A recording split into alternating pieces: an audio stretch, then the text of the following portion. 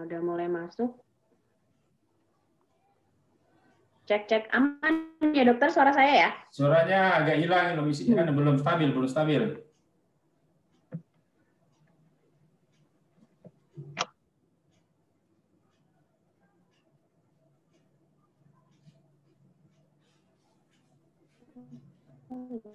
Oh, belum dianu lah dengan invite. Cek. Ya.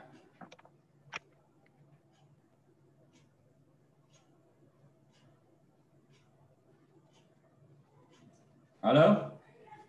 Suaranya nggak kedengaran, Mbak?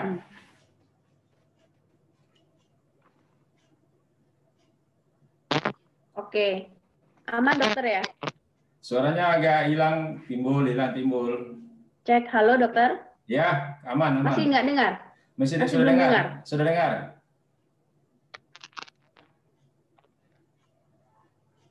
Ya, sudah dengar. Kenapa ya? Oke. 20. Ya, siap. Ya. Oke. Ya. Mulai dokter ya. Ya, mulai. Oke.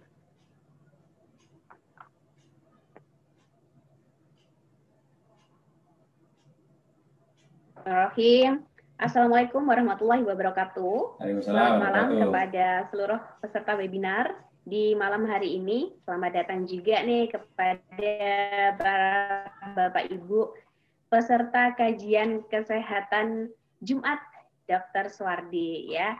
Yang kali ini kebetulan temanya di webinar kajian kesehatan mikrobioma dengan tema mengatasi ambeien. Suaranya nggak begitu, suaranya hilang naik, Mbak. Suaranya hilang naik. Bapak Ibu. Suaranya hilang naik. Sebelum lanjut ke perkenalan nih ya, salam sehat juga untuk kita semua tentunya. Salam kenal dengan saya Tessa selaku. Bentar. Cek. Sudah aman dokter? Hilang muncul. Belum aman. Belum aman, Mbak. Bentar saya cek dulu sambungannya. Ini wifi-nya sudah kuat juga sih.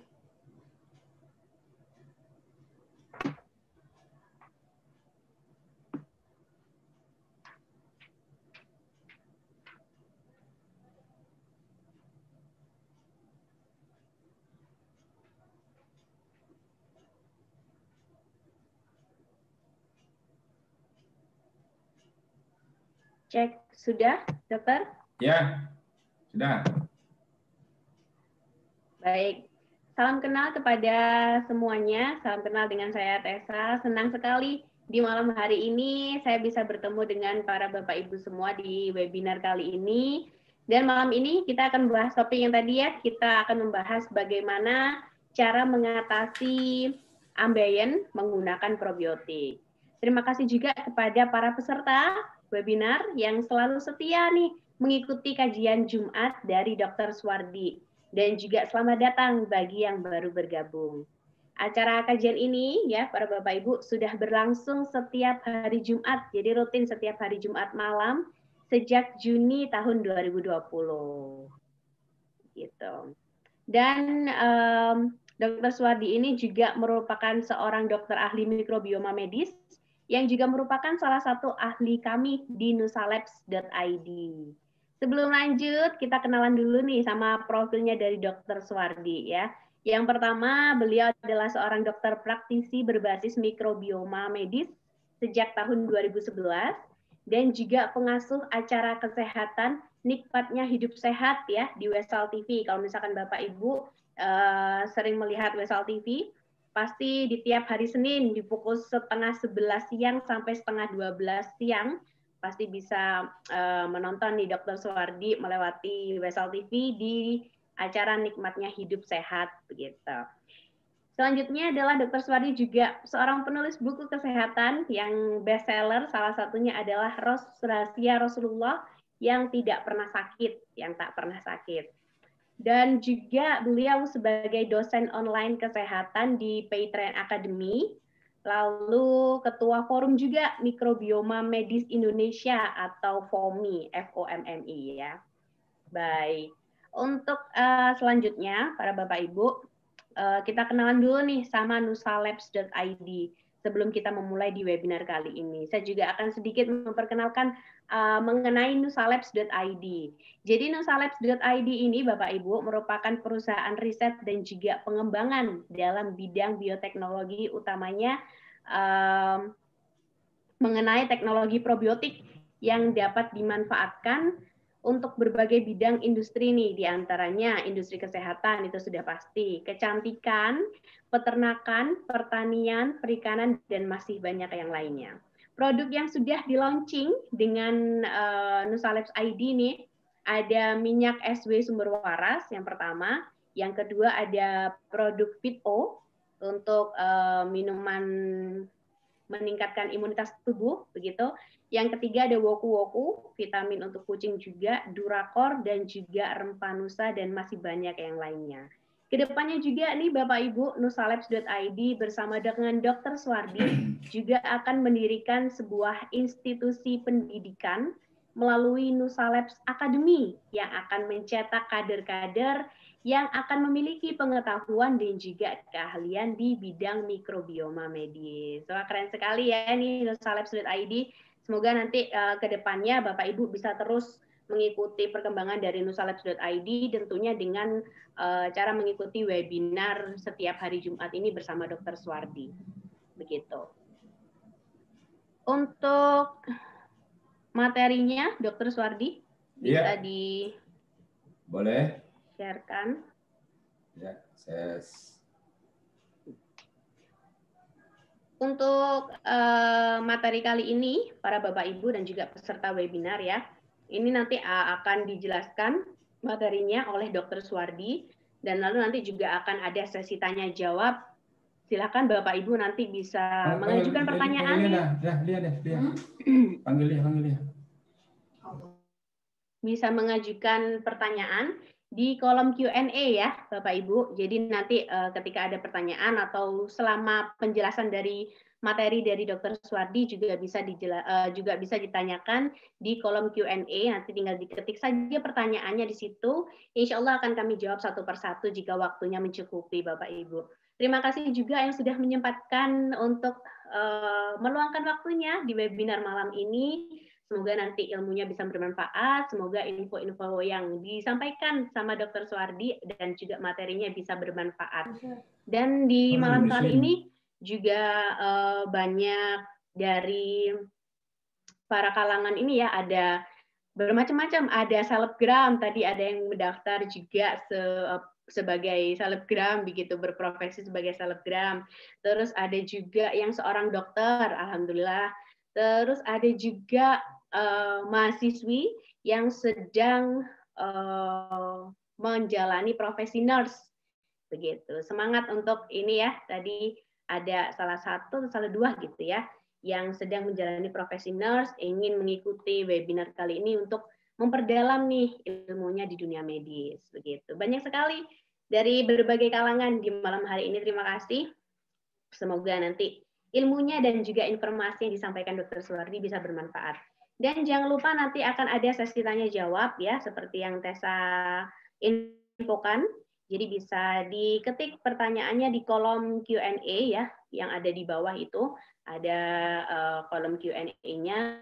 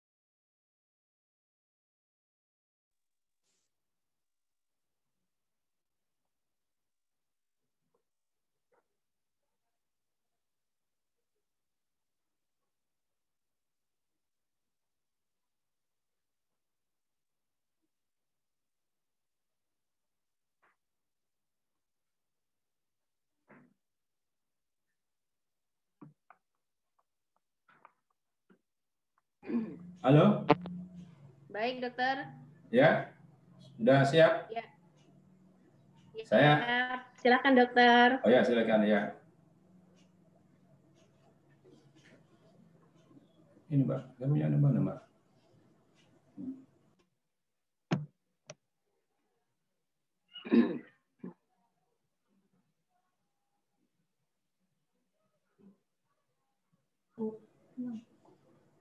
Saya tampilkan saya punya PowerPoint, Mbak.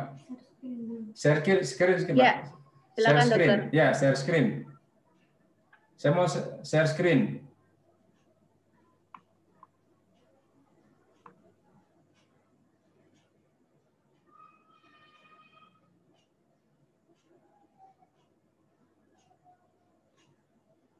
Saya mau, Mbak.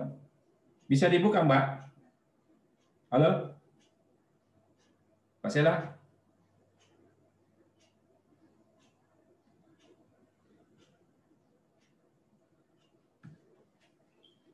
Halo, Mbak. Dengar suara saya, Mbak? Halo? Halo? Dengar suara saya, Mbak? Ini Mbak, Mbak.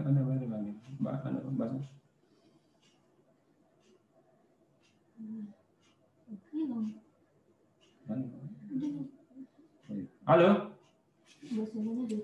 Mbak Sela? Dengar suara saya? Bisa, dokter, aman. Ya, mulai ya sekarang ya. Ya, bismillahirrahmanirrahim. Ya. Bismillahirrahmanirrahim. Alhamdulillahirrahmanirrahim. Allahumma sholli ala Muhammad wa sallam. Kawan-kawan Zoom sehat tanpa obat Dr. Suwardi, Jumat malam. Mudah-mudahan kita selalu sehat walafiat. Ya, semoga kita selalu sehat, menjaga kesehatan agar kita bisa beraktivitas dengan sempurna. Hari ini saya membahas tentang mengatasi ambeien dengan probiotik. Kenapa tema ini saya ambil? Karena banyak pertanyaan yang masuk kepada saya, baik melalui misal TV maupun Zoom, itu ada saja yang mengatasi, menanyakan tentang ambeien. Oleh karena itu, ini tema sangat bagus, ya, banyak yang menderita ambeien. Ya, next. Ya, ambeien, apa itu ambeien? Tentu kita bertanya, ambeien itu apa? Ambeien itu adalah peradangan, ya, di usus, ya, di rektum, ya, di rektum itu, ya, usus bagian besar, bagian akhir, itu ada suatu tumpukan pembuluh darah, ya, pembuluh darah vena, ya. Itu seperti suatu suatu bantalan, ya. Itu selalu dilewati oleh kotoran, ya. Kalau kita BAB itu melewati situ. Nah, itu mengalami peradangan, ya. Pembuluh darah baliknya itu mengalami peradangan, ya. Serta di dubur dan di anus. Jadi di rektum, bisa juga di dubur atau di anus. Nah, ini yang tentu pertanyaannya, mengapa bisa meradang, ya? Mengapa pembuluh darah, bantalan pembuluh darah ini bisa meradang? Ya. Sebelum saya menjelaskan itu, maka saya ingin menginformasikan bahwa ambeien itu merupakan penyakit yang dapat menyerang segala usia. Tetapi yang paling banyak itu usia-usia 50, 40, 50 tahun ke atas, ya, ini. Nah, kenapa bisa menyerang usia sudah di kepala 5 misalnya? Karena orang-orang dengan usia begini, ya, 50 tahun, 40 tahun ke atas itu jaringan tubuhnya itu sudah mulai melemah, ya, mulai melemah. Bukan berarti bahwa orang dewasa atau orang remaja tidak dapat ambeien. Saya pernah mendapat seorang wanita usia sekitar 20 tahun itu ada ambeien juga. Tetapi yang paling banyak adalah usia-usia di atas 40 tahun, 50 tahun, ya, ini. Karena semakin meningkat usia, semakin jaringan organ tubuhnya itu semakin tidak tidak stabil seperti masih muda, ya. Kalau laki-laki itu usia maksimalnya itu, usia optimalnya itu usia 30 tahun sebetulnya. Kalau wanita itu 40 tahun, ya, usia maksimalnya. Jadi wanita lebih fit itu 10 tahun daripada laki-laki. Ambeien ini kadang tidak menimbulkan keluhan, ya. Ada orang ambeien tidak menimbulkan keluhan. Tetapi keluhan muncul, ya, penderita dapat merasa tidak nyaman misalnya, ya. Dia cuma ada yang mengganjal di anusnya, gitu. Tidak ada keluhan, tidak ada sakit apa, tapi ada sih mengganjal, ya, karena dia berbentuk benjolan, ya. Apalagi kalau benjolannya kecil, ya, tentu semakin gejalanya misalnya sakit apa itu tidak ada, tapi terasa mengganjal aja. Nah, semakin besar benjolannya tentu semakin terasa, ya, dan dia dapat mengganggu, ya, merasa tidak nyaman, ya, atau gatal pada anus, ya. Nah, kalau semakin besar gejalanya, ya, maka bisa menimbulkan perdarahan. Nah, ini maka ambeien itu ada grade-nya, ada stadiumnya, stadium 1, stadium 2, stadium 3, stadium 4, ya, itu. Ambeien itu ada 2 jenis internal dan eksternal. Kalau internal itu di dalam, dia di dalam anus. Kalau eksternal dia di luar, biasanya di mulut anus bagian luar, ya, itu. Bisa kita lihat di sini, gambarannya sudah jelas bahwa ini internal, jadi dia di dalam. Kalau eksternal di luar, ya. Ini bisa dilihat. Ini rektum, usus besar bagian yang dalam. Ini anus. Ini bantalan-bantalan, pembuluh darah, ya. Disinilah kotoran yang lewat dia, kotoran lewat. Dan nanti faktor kotorannya, feses itu mempengaruhi juga timbulnya hemoroid atau ambeien ini. Nah, ini dia. Kemudian, nah, saya katakan tadi bahwa ambeien itu terdiri dari stadiumnya. Stadium 1, kalau derajat 1 atau stadium 1 itu peradangannya masih kecil di dalam dinding anus dia. Kecil sekali. Jadi tidak ada timbul gejala, tidak sakit, tidak berdarah. Tapi dia tidak nyaman aja, penderita tidak nyaman. Kemudian kalau stadium 2, peradangannya lebih besar daripada stadium 1. Dan dia keluar dari anus, pada saat buang air besar dia keluar. Tetapi pada saat dia berdiri, tidak buang air besar, bisa masuk kembali. Ya, bisa masuk kembali. Ya, ini. Dan tidak ada berdarah. Jadi dia bisa keluar dan bisa masuk kembali dan tidak berdarah. Ini stadium 2. Nah, kalau stadium 3, benjolnya semakin membesar, dia keluar dan tidak bisa masuk. Ya, tidak bisa masuk sendiri dengan sendirinya. Kalau stadium 2 bisa masuk dengan sendirinya. Kalau stadium 3 tidak bisa masuk. Nah, dia bisa masuk nanti kalau dia didorong masuk ke atas, masuk ke dalam. Dan tapi belum ada perdarahan. Nah, stadium 4 dia semakin membesar, dia keluar, tidak bisa kembali, dan ini sering mengalami perdarahan. Nah, ini stadium 4 ini yang paling paling sering menimbulkan perdarahan. Nah, itu. Kemudian stadium 4 itu tidak bisa lagi, walaupun didorong tidak bisa masuk. Ya, ini bisa dilihat gambarnya, stadium 1 masih kecil, stadium 2 agak turun, ya. Stadium 3 turun dia sampai ke permukaan. Stadium 4 ini turun sekali. Ini kalau didorong nggak bisa masuk. Ini juga didorong bisa masuk. Nah, kalau ini tidak turun dia tidak meluncur keluar. Ini juga tidak meluncur. Ini belum ada perdarahan. Ini yang biasanya paling sering perdarahan ini stadium 4. Ya, stadium 3 juga sering berdarah, ya, tergantung apa yang dimakan. Jadi timbulnya perdarahan di sini, timbulnya cepatnya peralihan antara stadium 1 ke stadium 2, stadium 2 stadium 3, stadium 3 ke 4 itu tergantung nanti dari kebiasaan penderita. Kebiasaan penderita, pola makannya, terutama pola makan, ya, terutama pola makan, aktivitasnya juga. Itu. Dan juga perdarahan tergantung pola makan dan aktivitas, ya. Penyebab ambeien itu ini perlu dipahami. Kita di sini berbicara probiotik. Ya, di tubuh kita ini, di usus itu banyak bakteri. bakteri baik.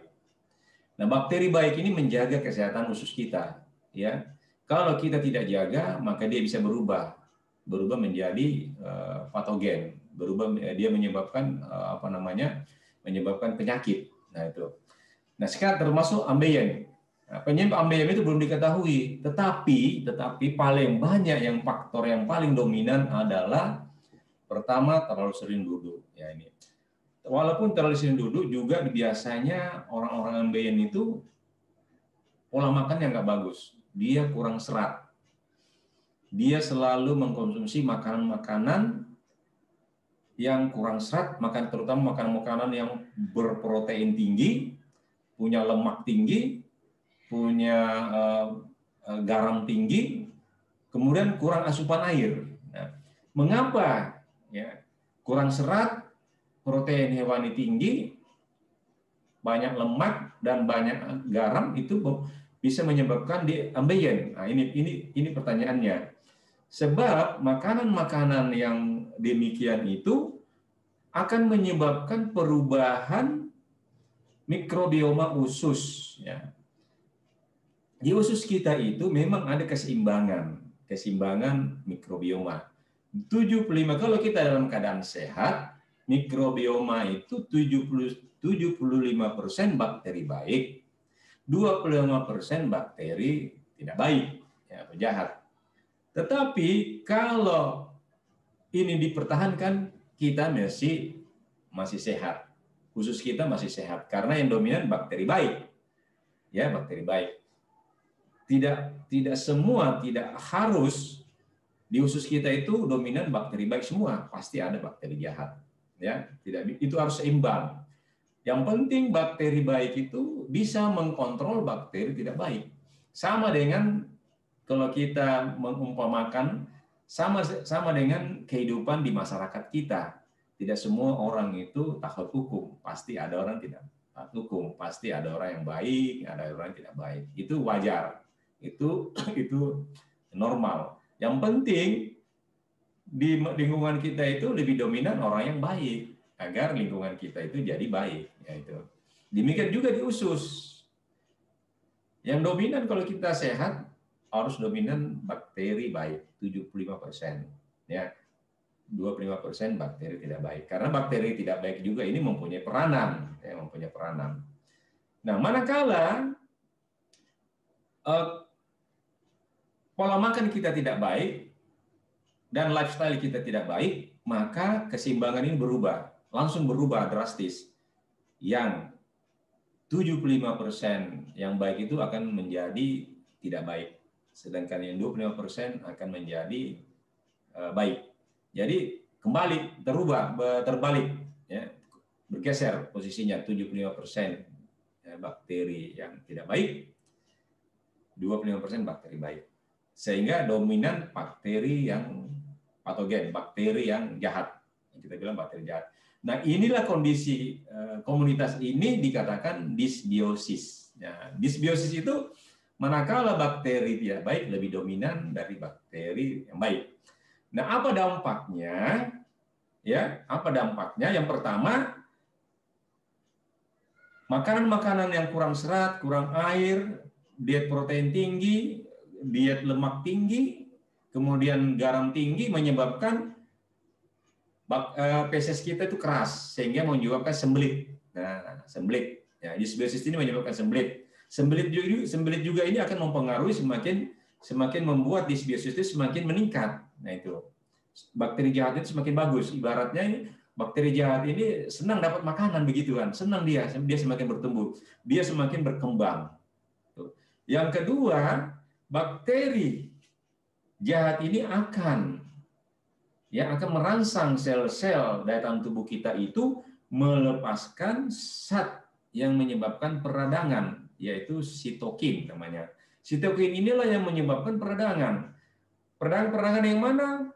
Di sepanjang usus kita bisa meradang. Usus kita bisa meradang. Terutama kalau kita bicara ambeien ini, maka pembuluh darah ambeien tadi itu bantalan-bantalan pembuluh darah itu juga meradang. Ya, itu meradang.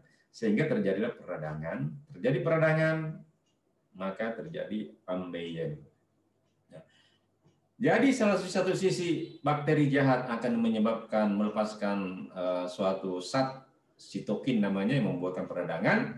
Kemudian bakteri jahat ini juga akan menyebabkan atau makan juga itu menyebabkan sembelit. Nah, sembelit ini akan melewati bantalan pembuluh darah. Nah, dia akan menekan. Kita mengedan. Kalau sembelit itu orang mengedan. Semakin mengedan, maka semakin terdorong itu pembuluh darah yang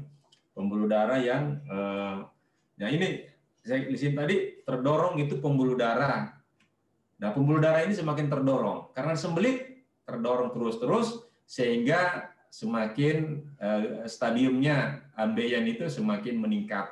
Yang awalnya stadium 1 bisa langsung berubah menjadi stadium 3 karena pola makan tadinya gitu.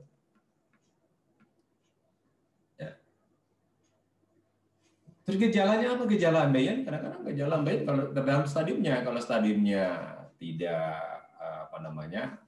cuma stadium 1 kecil tidak ada gejala.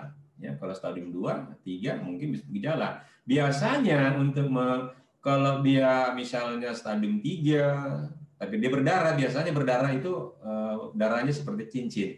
Jadi pada saat dia BAB di sekeliling kotoran itu ada darah muncul. Nah, itu stadium 2, stadium 3 biasanya. Tapi kalau stadium besar, stadium 4, itu biasanya perdarahannya sangat besar ya, semakin deras. Nah, kemudian juga tadi saya katakan ambeiennya itu bisa keluar, ya, tidak bisa masuk lagi, ya itu. Apa terapi dari ambeien ini? Ya, tergantung dari stadiumnya. Biasanya biasanya grade 3 atau 4, biasanya yang 4 ini yang sudah berdarah tidak bisa dikasih lagi, bisa langsung dioperasi. Ya, kalau dia sudah berdarah ya, biasanya yang membuat kita waspada ini perdarahannya. Ya, suatu waktu biasanya berdarah, ya, dia mengedang berdarah. Ini perdarahannya kadang-kadang nggak bisa dibendung sehingga penderita bisa kekurangan darah. Ini perdarahan. Itu. Kemudian apalagi kalau bisa stadium 1, stadium 2, stadium 3, stadium 4 tapi tidak berdarah dan orangnya tidak mau dioperasi misalnya, bisa dicoba dengan cara non operasi, misalnya diet dan gaya hidup. Ya, dietnya bagaimana? Yang tinggi serat, banyak minum air, ya. Gaya hidupnya apa? Jangan selalu duduk berlama-lama, ya, harus ada gerak-gerak badan, ya. Kemudian olahraga misalnya jalan, ya, itu. Nah, kemudian karena kita berbicara probiotik, maka kita kasih probiotik, ya, tuh. Probiotik bakteri baik. Apa itu probiotik? Itu. Probiotik adalah suatu terapi memberikan bakteri baik. Ada 4 poin. Kalau kita menilai probiotik yang baik itu ada 4 poin yang harus Anda ketahui. Yang pertama, bakteri itu baik dan dia hidup. Ya, bakteri itu baik dan dia hidup. Yang kedua, CFEU-nya, koloni formal unit atau jumlahnya itu terukur, Biasanya per mili itu biasanya 10⁹. 10⁹ atau 1 miliar per mili. Yang ketiga, dia multi-strain. Jadi banyak strain dia. Kalau ada orang mengaku probiotik cuma monostrain, itu nggak bagus. Ya. Apalagi 2 strain, nah itu tidak bagus untuk dikasih sebagai terapi, ya. Kemudian dia sebaiknya harus multi-strain. Yang ketiga, kita tahu strainnya apa. Jadi orang yang jual itu harus tahu ini strain apa, ya. Bagaimana cara mengetahuinya? Ya, tanyalah kepada yang membuatnya. Yang membuatnya pasti tahu ini strain apa, gitu, ya. Gitu. Nah, probiotik ini akan mempengaruhi koloni, ya, mikrobioma di usus kita. Dia akan mempengaruhi. Yang di dysbiosis tadi itu di mana dysbiosis itu di mana kondisi bakteri jahat 75%, bakteri baik di 25% akan langsung berubah menjadi bakteri baik 75%, bakteri jahat 25%. Sehingga apa? Disbiosis ini bisa teratasi. Kalau disbiosis ini bisa teratasi, maka peradangan ya akan langsung hilang peradangan ya, cepat hilangnya ini. Nah itu. Kemudian daya tahan tubuh kita semakin meningkat. Daya tahan tubuh kita semakin meningkat sehingga apa? Saluran pencernaan kita secara umum akan semakin sehat, termasuk rektum yang mengalami ambeien. Kemudian penyerapan makanan semakin bagus, ya, bagus, sehingga peradangan semakin teratasi cepat. Tetapi di samping probiotik, kita juga harus kasih prebiotik, makanan-makanan yang bagus, ya. Makanan-makanan yang bagus, dan juga kita harus menghindari makanan-makanan yang pencetus ambeien. Nah, probiotik juga ini nanti akan membantu meningkatkan peristaltik usus, sehingga BAB kita semakin lancar. Nah, karena usus berhubungan dengan otak. Nah, peristaltik usus berhubungan dengan otak. Di sana banyak saraf-saraf. Jadi ada di otak dan usus itu koneksi dengan saraf. Ya, saraf yang menyebabkan peristaltik usus itu normal. Peristaltik itu gerakan usus yang mendorong kotoran. Itu poinnya. Jadi sambil probiotik kita juga harus kasih makanannya. Nah, kemudian minum air juga yang bagus, cukup. Ya, kalau orang dewasa minum air hangat, terutama air hangat 10 gelas sehari orang hemoroid ya. Nah, konsumsi makanan berserat. Nah, ini konsumsi makanan berserat. Serat itu ada dua, yang cair, yang larut dalam air, dia sebagai gel. Jadi yang larut dalam air itu sebagai gel. Kemudian yang tidak larut dalam air. Yang larut dalam air, dia akan dicerna oleh bakteri sebagai makanannya. Nah, dia akan menghasilkan nutrisi-nutrisi yang membuat daya tahan tubuh kita semakin meningkat. Dia akan membuat nutrisi agar bakteri itu semakin berkembang dan beranak pinak. Jadi gunanya probiotik dan makanan ini untuk bakteri, satu, dia akan membuat bakteri semakin kuat, semakin bagus, semakin excellent. Yang kedua, dia akan membuat bakteri itu semakin beranak pinak. Artinya keragamannya semakin tinggi. Multistrainnya semakin tinggi dan keragamannya semakin tinggi. Keragamannya semakin tinggi membuat komunitas itu semakin kuat. Nah, itu. Nah, makanan yang berserat itu pertama legum. Legum itu mengandung serat yang cair yang bisa larut dalam air. Dia sebagai jelly, dan yang tidak larut dalam air. Kalau dia larut dalam air, akan dicerna oleh bakteri sebagai sumber makanan, sumber energi. Yang tidak larut dalam air, yang berserat, yang tidak larut, dia akan membentuk kotoran. Kotoran kita ini semakin terbentuk sehingga mudah dikeluarkan. Nah, itu. Legum ini bisa kita dapat misalnya dari kacang-kacangan, kacang tanah, kacang polong, buncis, kedelai ya, itu Anda bisa peroleh. Nah, tapi dengan syarat mengelola kacang ini sebaiknya direbus atau disangrai ya. Kalau digoreng pastikan memakai minyak goreng yang sehat. Nah, itu ya. Kemudian whole grain ini sama dengan jagung, misalnya jagung, beras merah ya, gandum hitam atau oat ya. Kalau whole grain ini banyak mengandung serat yang larut dalam air, yaitu dia mengandung beta glukan. Ya, beta glukan ini sebagai sumber energi bakteri, sehingga bakteri ini semakin sehat dan dia bisa beranak pinak ya. Itu. Kemudian sayur-sayuran, brokoli dan kawan-kawan. Nah, di sini ada brokoli, Anda bisa lihat. Kemudian ada sawi Brussels, ya. Ada kembang kol, ya. Yang ini saya sebut ini ada di sekitar kita ya. Kembang kol, ada kol juga, kol warna hijau yang banyak di pasar. Ini banyak di pasar, Anda bisa lihat ini. di pasar ya. Kalau saya ke pasar itu saya biasa beli ini ya. Kemudian juga ada apa namanya, kale ini kayaknya ada di luar negeri ya. Kemudian ini collard green ini ada di sawi Cina ya, kalau kita sawi Cina.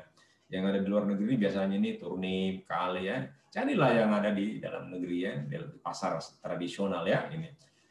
Nah, ini bisa Anda beli dengan harga murah. Ada juga pokcai ya ini. Nah ini ya.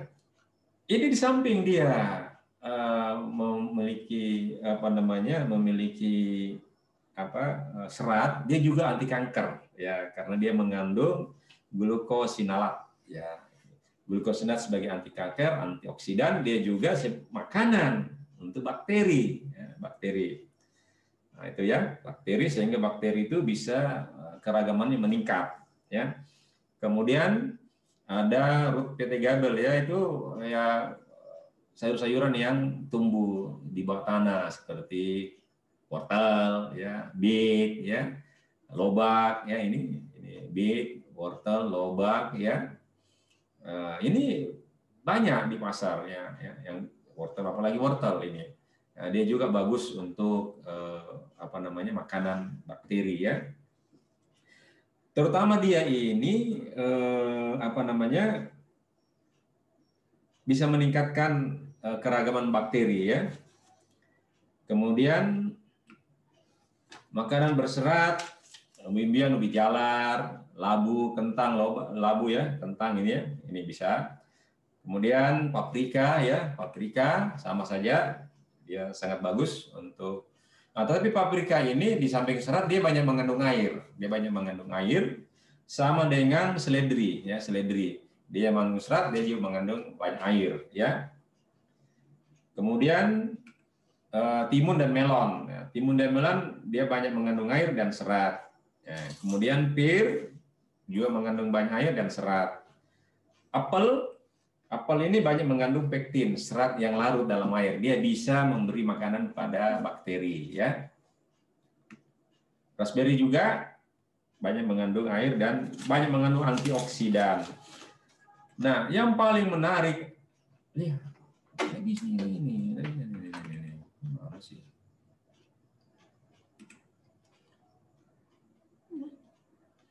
Nah, yang menarik adalah pisang. Nah, pisang ini sangat disukai bakteri, sangat disukai bakteri. Kalau saya rekomendasikan, carilah pisang Raja Bulu. Ini Raja Bulu, ya, warnanya kuning. Kalau dikupas, dipotong, itu di dalam warnanya kuning. Nah, itu sangat bagus. Nah, paling bagus nanti kalau dimakan sudah ada bentol-bentol hitamnya. Bentol-bentol hitamnya ini sangat sudah matang, sudah kompleks, dia punya, sudah sempurna kandungannya. Nah, pisang ini di samping mengandung serat, dia mengandung pektin juga, serat yang larut dalam air. Dia juga mengandung pati, oligosakarida. Pati itu makanan untuk bakteri. Dia akan dirubah menjadi asam lemak rantai pendek, yaitu butirat. Nah, butirat ini nanti akan menyiapkan saluran pencernaan kita, dia akan menyiapkan sel-sel imun kita. Nah, itu ya. Kemudian di samping mengandung serat, Anda harus menghindari. Ya, apa yang harus dihindari? Produk susu, keju itu dihindari karena ini tidak ada seratnya. Dia juga akan membuat tubuh kita jadi asam. Ya, dia membuat feses kita jadi keras. Tepung-tepungan juga, roti tawar, pasta, bagel itu juga membuat banyak gulanya sehingga menyebabkan bisa meradang. Ya, proses peradangan semakin meningkat. Daging merah, gorengan, sulit dicerna ya, daging merah ya. Bikin juga banyak lemaknya. Makanan asin menyebabkan kembung dan membuat wasir Anda lebih sensitif. Makanan pedas meningkatkan rasa sakit, jadi cepat sakit ya itu. Alkohol mengeratkan ginjal ya. Nah, beginilah yang saya bisa sampaikan, Mbak Sela. Ya, POMMI adalah Forum Mikrobioma Medik Indonesia ya. Terima kasih Mbak Sela. Ya. Baik, dokter, siap. Ya. Tadi yang menarik salah satunya adalah pisang ya, dokter ya? Iya, pisang. Itu sangat disukai bakteri, begitu ya? Sangat paling disukai bakteri. Ya, suka makan pisang, Mbak Sela? Apa, dokter? Suka. Saya suka makan pisang. Ya. Kandungan apa dokter yang ada di pisang yang sangat disukai sama bakteri atau probiotik dokter? Dia mengandung oligosakarida. Samping pektin, seratnya tadi itu dimangkan oleh sakarida. Di oligosakarida inilah yang akan dicerna oleh bakteri sehingga dia akan menghasilkan energi bagi bakteri, energi bagi kita, dan juga akan dirubah menjadi asam lemak rantai pendek. Asam lemak rantai pendek akan dirubah menjadi asam butirat, asam asetat, asam propionat. Nah, inilah semua bahan-bahan yang membuat kita sehat, ya. Betul. Yang paling bagus ya, yang sudah ada bintik-bintiknya juga, gitu ya. Iya, kalau sudah bintiknya itu sudah lengkap dia punya nutrisi, ya. Dia sudah lengkap nutrisinya, terutama dia mengandung vitamin B kompleks. Nah, B kompleks ini bagus untuk saraf, ya. Dia juga mengandung kalium. Ya, kalium juga ini bagus untuk bakteri. Karena kalium ini orang-orang yang suka makan daging, makan minum susu, makan keju, ya, makan goreng-gorengan, makan tepung-tepungan, itu membuat pH di usus itu jadi asam.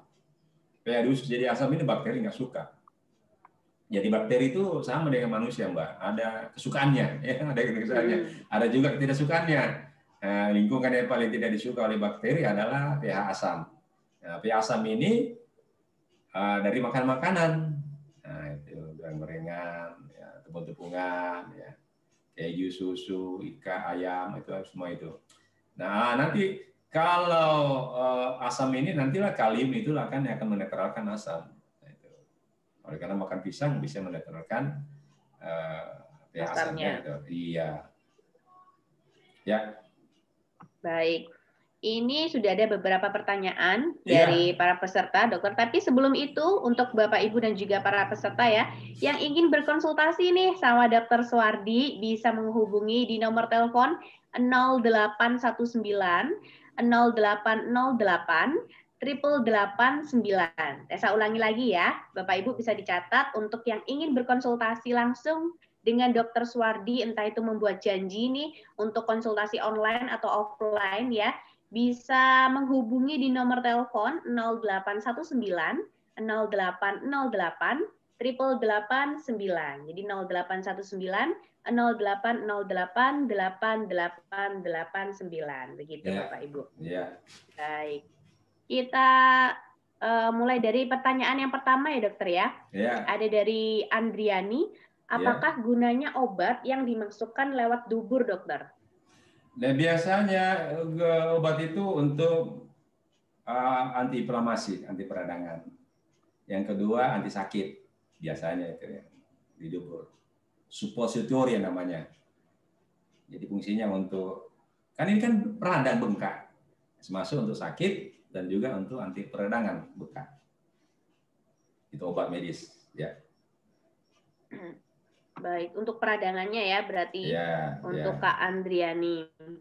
Selanjutnya ada dari Arya. Assalamualaikum, Dok. Tadi ada beberapa produk Nusalabs yang disebut Mbak Tessa tadi. Produk apa yang cocok untuk mengatasi ambeien ya, Dok? Minyak SW atau Fit-O atau kombinasi keduanya nih? Kalau yang paling cocok itu, ini menyebut merek ini ya, minyak SW. Minyak SW itu bisa diminum, bisa juga dioles, ya. Bisa diminum, bisa dioles. Bisa juga Fit-O bisa diminum, minyak SW-nya bisa untuk dioles. Nah, itu ya. Jadi bisa dioles, kombinasi keduanya ya, dokter ya. Dioles ke ambeien-nya. Ya. Dioles ke ambeien-nya. Oke. Jadi Mas Arya, untuk minyak sumber rohnya tadi bisa dioles ke ambeien-nya, untuk Fit-O-nya bisa dari dalam begitu, Dok? Maksudnya? Diminum, ya diminum. Diminum. Iya. Baik. Tadi itu salah satu ini ya untuk para Bapak Ibu dan juga peserta, minyak sumber waras dan juga Fit-O ini salah satu produk dan juga brand yang ada di nusalabs.id. Nah, masih banyak produk-produk yang lainnya yang ada di nusalabs.id yang mengandung probiotik begitu. Yeah. Selanjutnya ada dari Kak Andriani lagi. Kalau BAB lancar, tapi setelah bersih-bersih, pendarahan. Itu kenapa ya, dokter? Silakan, dokter. bersih perdarahan, biasanya ada di situ peradangan. Ya, apakah itu peradangan? Nah, saya katakan tadi kalau di ambeien dia perdarahannya itu melingkar seperti cincin. Dia melingkari feses, itu ya. Nah itu kalau lihat kotorannya dia melingkar perdarahan ini melingkari feses, berarti itu ambeien biasanya itu tidak salah lagi. Tapi kalau perdarahannya itu seperti orang BAB, mencret, ya kemungkinan ada infeksi di usus, ya itu Mbak. Baik, semoga bisa menjawab ya Kak Andriani. Selanjutnya ada dari Disti, ambeien yang sudah pada tahap 4, apa bisa diobati tanpa operasi dokter? Jadi hanya memakai probiotik saja begitu, apa bisa dokter untuk yang tahap 4? Dengan syarat tidak berdarah. Nah, itu. Yang syarat kan yang menjadi masalah ini kan perdarahan, ya. Kalau perdarahan itu kadang-kadang tidak bisa berhenti, itu yang repot itu Mbak, ya. Nah, kalau misalnya pasien yang mau dioperasi silahkan. Tapi kalau ada kadang-kadang pasien nggak mau operasi, takut, ya bisa diterapi dengan probiotik dan pola makan tadi yang saya katakan. Ya, step-stepnya ada itu, pola makan yang bagus, ya, dietnya bagus, ya, lifestyle-nya bagus, itu bisa, ya. Kenapa nggak bisa, ya? Karena asalnya probiotik. Ya. Kenapa bisa meradang? Karena probiotiknya rusak tadi, ya. Ya. Begitu, siap. Asal tidak ada perdarahan ya dokter ya. Ya. Dan juga lifestyle-nya mungkin Mbak jangan suka duduk terus, ya, jangan untuk suka duduk ini. terus, ya harus olahraga jalan-jalan, ya. Betul. Pengaruh juga ya dokter ya. Iya. Sering duduk. Kalau misalkan nih pegawai kantoran gitu, gimana dok untuk mengatasinya ya kira-kira? Ya. Mungkin Kantoran suka duduk 1 jam ya. sekali berdiri Ya, gitu berdiri. mungkin ya. Iya betul. Iya. Baik, kita lanjut ya dokter untuk pertanyaan yang selanjutnya. Apakah jika sudah pernah ambeien, maka akan gampang terkena lagi dan lagi atau sering kambuh begitu dokter? Jadi Ya, muncul bisa, terus nih. Bisa kan, tadi kalau kita lihat itu gambarnya itu kan banyak pembuluh darah situ ya. Apakah di sisi kiri, kan usus kan bundar begini. Apakah dia di usus depan, apakah di samping, kiri kan begitu ya. Nah, kalau misalnya di depan, ya nanti dia sembuh, nanti datang lagi. Oleh karena itu jagalah pola makan, diet ya gitu. Jaga pola makan. Kalau Anda jaga pola makan, diet ya, maaf kalau Anda juga sering rutin minum probiotik, insya Allah Anda akan sehat, ususnya akan sehat. Semua penyakit berasal dari usus. Ususnya rusak, maka mudah penyakit. Ya itu. Dari sistem pencernaan ya dokter ya, Iya. yang paling utama. Iya. Selanjutnya dokter ada pertanyaan juga, ini penderita ambeien dok, sudah cukup lama. Kira-kira rekomendasi produk Nusalabs yang cocok yang mana ya dok yang bisa membantu pengobatan saya? PIT-O diminum, kemudian minyak sumber waras diolesin. Minyak sumber waras diolesin itu insya Allah bisa membantu ya. Tapi dengan syarat tadi yang makannya ya, cobalah konsumsi juga. Jadi probiotik dan prebiotik. Prebiotik tadi sayuran yang saya sebutkan seperti apel, brokoli, ya, wortel, ya, pisang, itu semuanya banyak di itu. Banyak daun daun kol gitu, banyak di ini, banyak di mana? Banyak di sekitar kita ya. Minum air yang cukup ya itu. Insya Allah bisa sembuh, bisa. Tidak ada penyakit yang tidak bisa sembuh ya. Tapi betul-betul Anda jaga ya. Ya. Baik, jadi ini tadi ya Kak, ada yang untuk yang pertanyaannya tadi, berarti ada 2 produk Nusalabs yang bisa digunakan ya dokter ya, untuk ambeien. Untuk minyak sumber warasnya itu dioles langsung ke area yang wasir atau yang ambeien, dan untuk PIT-O bisa membantu pengobatan dari dalam, begitu ya dokter ya? Iya, bisa. Baik. Untuk selanjutnya ini malam dok, selamat malam juga. Kira-kira olahraga apa ya dok yang disarankan nih untuk penderita ambeien dok? Kalau saya sarankan jalan aja ya, jalan itu sudah cukup ya. Jangan lari lah, jangan olahraga, jalan aja kaki. Gitu.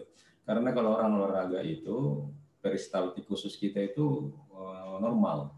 Peristaltik usus itu gerakan usus kita itu bagus. Dia akan memudahkan pengeluaran isi lambung kita, isi usus kita, kotoran kita, ya gitu. Jangan lari, jalan saja, santai aja, santai, ya. Ya itu Mbak. Baik, jalan aja ya, jalan santai begitu. Jogging atau jalan-jalan cepat lah gitu ya. Betul. Ya. Semoga bisa menjawab ya ini tadi pertanyaannya. Untuk selanjutnya ini dari Anton Prayitno. Assalamualaikum dok. Waalaikumsalam warahmatullahi. Kalau kita mengkonsumsi Yakult, apa bisa nih dok mengurangi peradangan di wasirnya? Nah ini sebenarnya tadi saya sebutnya mah yogurt ya. Jadi yogurt, kombucha, apalagi kimchi, apalagi tempe, itu adalah makanan kesehatan. Tapi untuk terapi nggak cocok karena dia cuma strainnya terbatas. Ya itu. Mungkin dia cuma 2 strain ya. Yang kita butuhkan ini strainnya harus multi strain dan jumlahnya juga harus banyak. Karena kita memperbalikan cepat ini situasi di usus ini ya, orang ambeien ini bakteri jahatnya banyak, harus dibalikan cepat menjadi baik. Nah, dia ada multi strainnya. Kalau yang yogurt, kimchi, kombucha ya, itu tempe itu makanan sehat. Untuk bagi orang yang tidak kena ambeien bisa konsumsi itu untuk menjaga ususnya sehat. Jadi dia mensuplai enzim, mensuplai bakteri baik, tapi strainnya sedikit ya. Itu. Untuk menjaga kesehatan bisa Mbak ya. Tapi untuk terapi saya anjurkan probiotik karena harus kita butuh multi strain. Ya. Baik. Jadi begitu ya Kak Anton untuk mencegahnya biar tidak terkena wasir atau ambeien bisa tuh menggunakan Yakult karena memang strainnya mungkin cukup ya dokter sekitar 2 strain saja untuk mencegah. Tapi Kak Anton untuk mengurangi peradangannya harus menggunakan probiotik yang sudah strainnya banyak alias multi strain begitu Kak Anton. Nah, Tadi bisa juga ya dokter. Kemudian juga kalau pilih makanan-makanan fermentasi, makanan minuman berfermentasi, usahakan lihat ingredientnya. Nah, pasti ada bakterinya jelas. Tapi lihat juga bakterinya ini biasanya ada pengantarnya. Pengantar tidak mungkinlah kita produsen itu langsung memasukkan bakteri dengan tanpa air kan, pasti ada. Bakteri kan butuh makan. Biasanya bakteri yang paling bagus untuk kesehatan itu makanan bakteri itu madu paling bagus ya. Nah, jadi usahakan jangan bahan-bahan sintetis, apalagi kalau gula ya, gula putih apa itu. Kemudian ada zat penyedapnya itu misalnya rasa stroberi, rasa apel, rasa coklat, nah itu saya maaf saya nggak anjurkan. Cari yang plain, kemudian dia pakai pemanis yang natural, nah, itu paling bagus. Saran saya begitu ya. Baik, yang memang murni, terus ingredients-nya juga diperhatikan begitu ya dok ya selain itu ya. Baik. Selanjutnya dokter ada dari Kak Reni. Ini yang pertama, kenapa dok produk susu dan keju itu tidak baik? Penggantinya apa dok untuk tulang? Ya, itu ya. Begini, ini kan orang ambeien ya. Susu, keju itu nggak ada serat ya. Susu ada protein, keju juga protein. Ya, protein hewani. Dia bisa menyebabkan pH tubuh jadi asam. Pertama, yang kedua, dia bisa menyebabkan kotoran kita jadi keras, jadi tidak mendukung untuk penyembuhan ambeien. Penggantinya begini, susu, orang mengatakan susu bisa sumber kalsium. Orang minum susu kalsiumnya tinggi. Saya pikir orang minum susu malah kalsiumnya makin rendah, makin berkurang. Kok begitu Pak Dokter? Iya, kenapa? Gini, susu itu Anda minum susu kalsium kaya dengan kalsium. Begitu Anda minum susu dengan ini kan kalsium yang apa namanya? Kalsium yang buatan ya. Begitu Anda masuk, Anda akan mensuplai jumlah kalsium banyak dalam tubuh kita, berlimpah. Kelebihan kalsium yang berlimpah ini nggak bagus juga bagi tubuh. Makanya tubuh itu cerdas. Dia akan mengeluarkan untuk mengimbangi nih kalsium yang berlimpah yang masuk ini, dia akan mengimbanginya dengan mengeluarkan kalsium. Ginjal akan mengeluarkan kalsium. Kalsium dari mana? Dikeluarkan dari tulang. Nah, itu. Begitu masuk kalsium banyak, tubuh mengeluarkan juga kalsium dari tulang. Jadi apa gunanya? Nah, bagaimana caranya untuk sumber kalsium? Itu banyak. Ya, Anda makan sayur-sayuran sumber kalsium banyak. Ya, Anda makan kurma itu kalsiumnya banyak, ya kan? Anda makan sayur-sayuran hijau banyak kalsiumnya. Itu. Jadi biasakan tubuh itu membuat didapat asupan mineral dengan yang natural paling bagus, yaitu. Kalau Anda ingin minum susu, pastikan susunya itu berasal dari sapi yang makan rumput. Pastikan. Tapi kan susah sekarang. Sekarang sapi itu dibreeding, dikasih makanan. Sapi sekarang tidak makan rumput. Makan tulang, makan jeroan, makan sembarang-barang lah itu ya. Baru diolah dengan penambahan nafsu makan supaya sapinya mau makan. Kemudian sapi itu disuntik biasanya. Disuntik dengan hormon supaya dia cepat tumbuh. Karena ini kan bisnis, ya kan? Bukan berarti Anda anti susu, enggak. Carilah susu yang bagus. Kalau saya anjurkan, susu yang bagus itu susu kambing, ya. Tapi bagi orang yang bukan MBN ya, itu susu kambing proteinnya masih mudah dicerna. Karena apa? Di dalam lambung itu ada namanya enzim renin. Enzim renin itulah yang nanti akan mencerna susu. Nah, kalau susu yang proteinnya besar ini kadang-kadang bisa tidak dicerna, apalagi kalau usia tua, ya, itu enzim semakin berkurang. Begitu Anda makan susu tidak bisa dicerna, dia akan menjadi dadi. Dadi itu gumpalan-gumpalan protein yang tidak bisa dicerna. Nah, masuk dalam usus ini dianggap menjadi benda asing, bisa menimbulkan peradangan. Nah, itu Mbak ya. Baik, semoga bisa menjawab pertanyaannya dari Mbak Reni. Selanjutnya dokter, ini ada pertanyaan juga. Tadi disampaikan dok bahwa minyak SW itu untuk dioles ya dok. Di sini bagaimana dokter cara kerjanya si probiotik itu dalam minyak sumber waras untuk menyembuhkan si wasirnya dok? Nah, kalau misalnya yang saya tahu minyak SW ini PITO itu dia adalah multistrain, ya, multistrain. Saya tahu pasti karena saya yakin Nusalep ini berhubungan langsung dengan pembuat probiotik ini. Jadi multistrain ini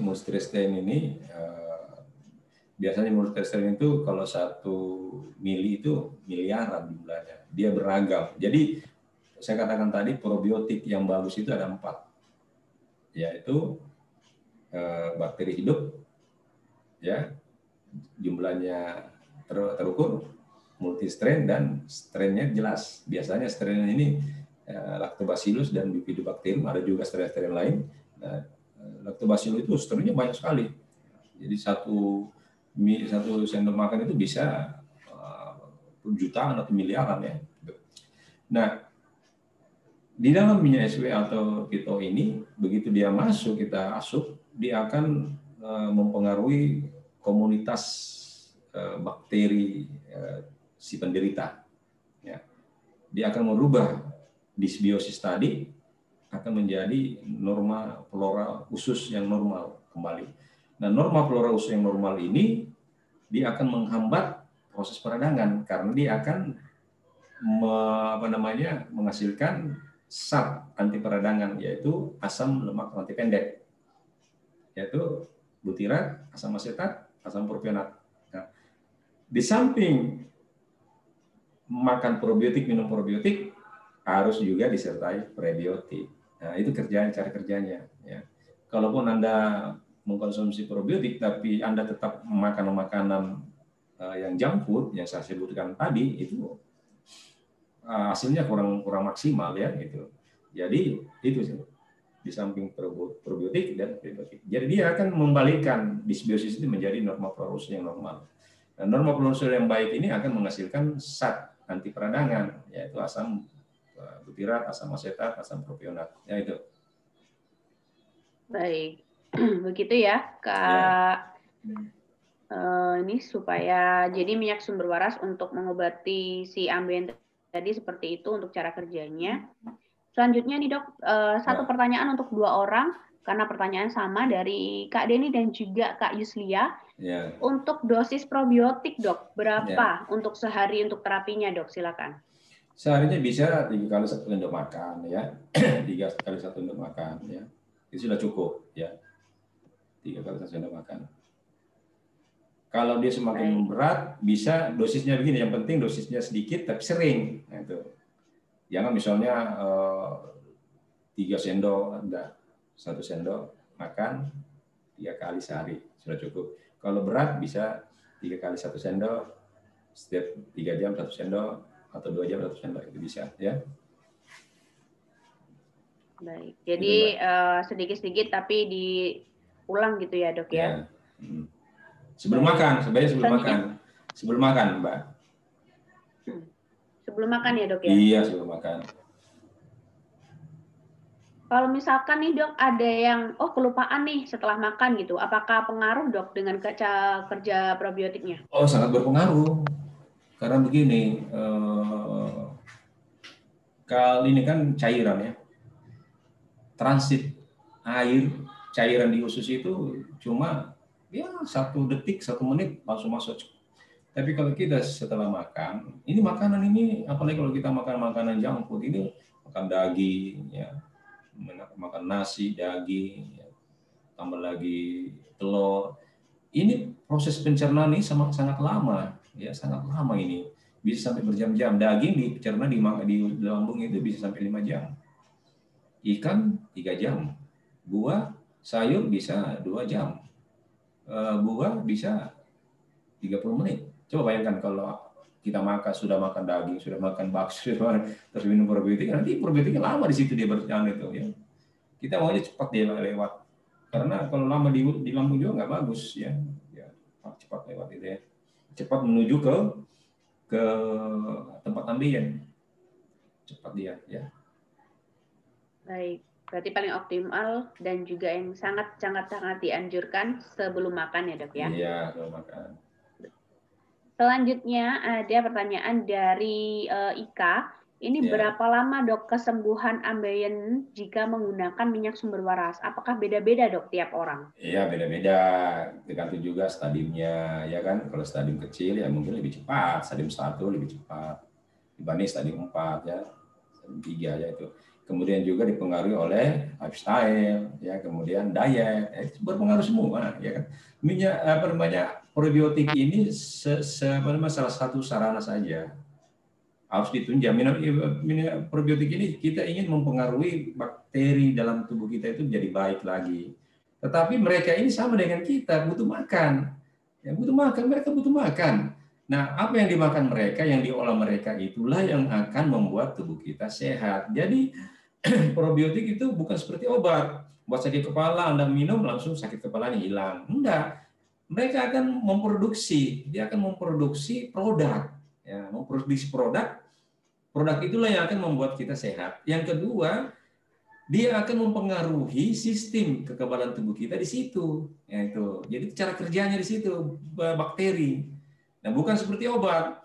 Kalau obat orang bayi dikasih masuk obat di dubur untuk menghilangkan rasa sakit, ya kan, langsung, ya.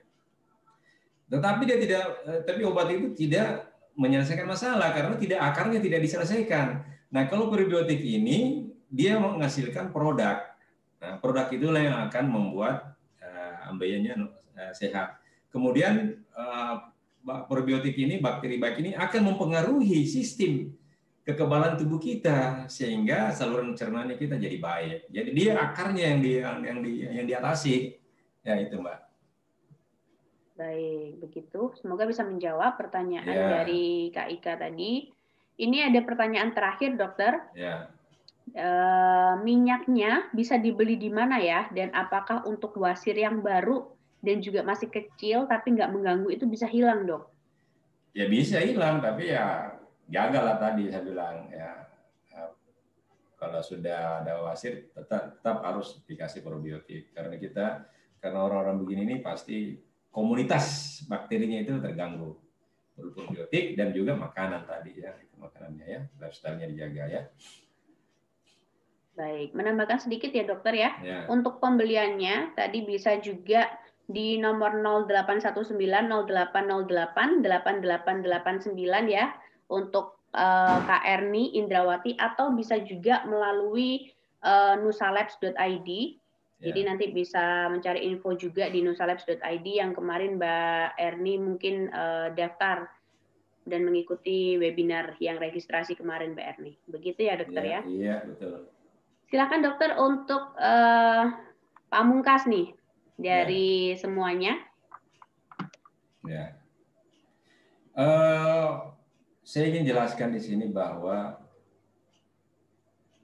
probiotik itu atau bakteri baik itu ada dalam tubuh kita. Itu Anda harus jelaskan, harus Anda campurkan itu ada dalam tubuh kita. Maka peliharalah dia, kasih dia makan.